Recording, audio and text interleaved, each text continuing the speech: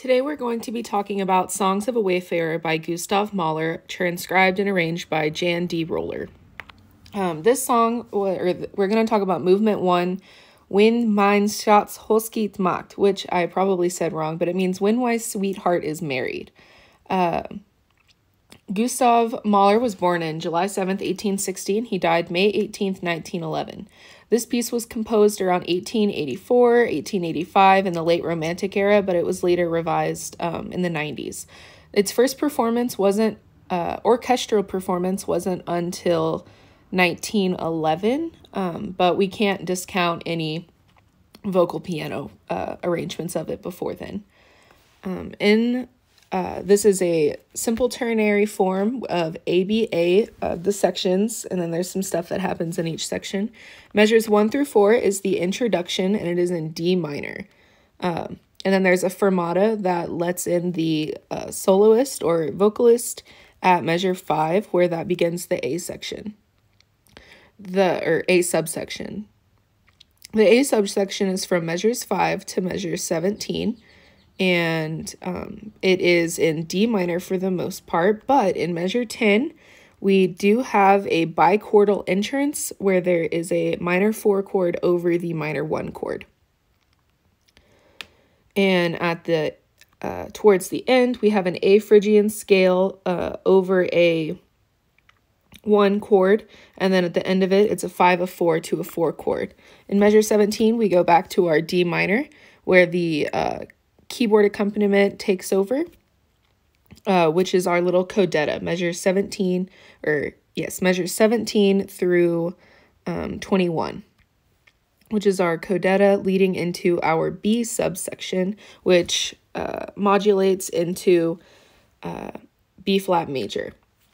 This B subsection is from measures 22 until 28, and it has a B flat pedal tone going under the bottom, under the chord progression.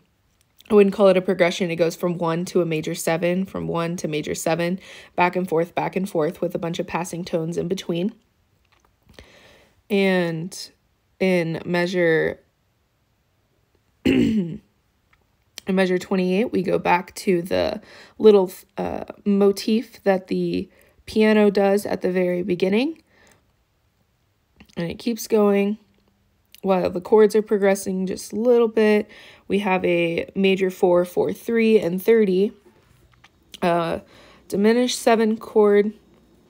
And then at the very end of measure 32, we have a augmented French 6 chord, and which transitions into a C minor key change modulation, which is going to lead us into our next codetta section in measure 38. So we're going to have C minor, where we have a minor 1 chord, and then we have a minor 5, 6, 4 chord, G minor over D, for 2 measures, where we transition into a G minor chord in measure 38, which is the beginning of our codetta, which is going to end our A section. Our G minor chord holds throughout most of it, and it starts to arpeggiate in measure 42. And in 43, we end with a perfect authentic cadence of G minor, which is also a pivot chord of a minor 3 chord, which is, interestingly enough, a Neapolitan relationship from the previous key, which transitions into our B section of E flat major. So I think that's kind of interesting. And then we have our E flat major. This is our B section. This pink box is going to be our B section. From 44 to 46, we have our introduction, and then our soloist comes back in 46, or 44 through 46. We have an E flat pedal tone all the way across, with neighbors and double neighbors going crazy in the keyboard. And then it goes to a 4 chord in measure 48, with a couple of non-chord tones, and then it goes to a 1 chord in measure 50.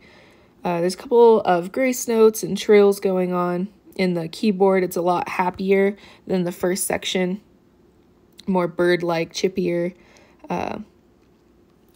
In the original text, the B section was verse 2, and verse 2 was referring to the beauty of nature.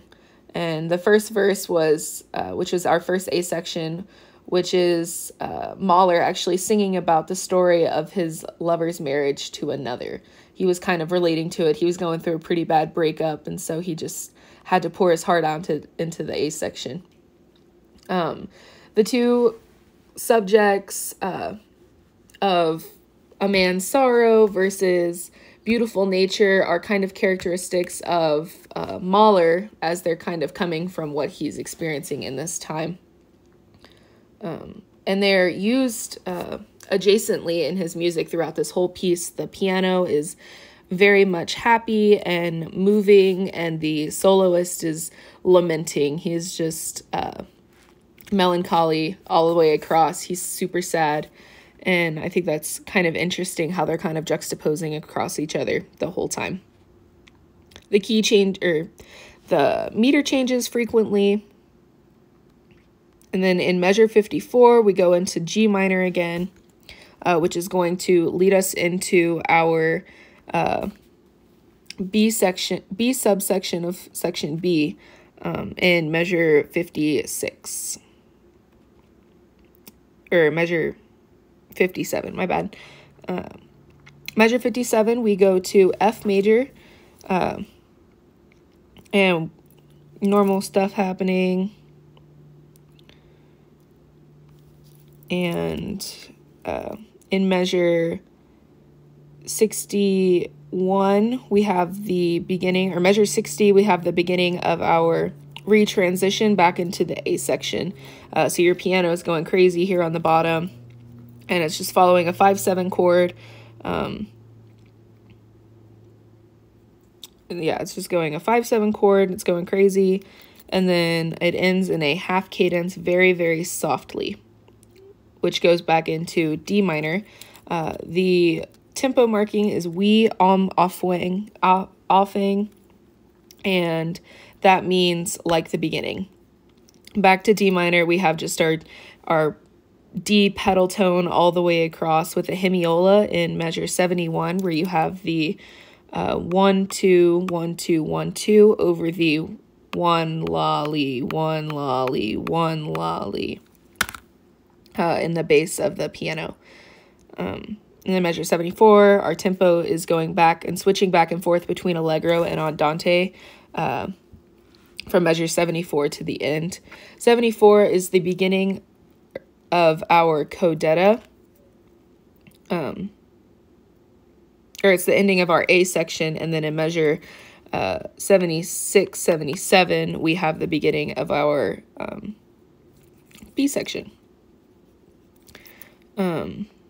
which goes into B flat major. Just some normal stuff going on here. Lots of neighbor tones. And then in measure 82, 83, we have that augmented French 6 chord again, and which goes into a C minor modulation, which quickly retransitions back to G minor, and we have our G minor chord all the way through the ending until the very end. We have a 1 and then a cadential 6/4, which finally ends in a perfect authentic cadence in D minor.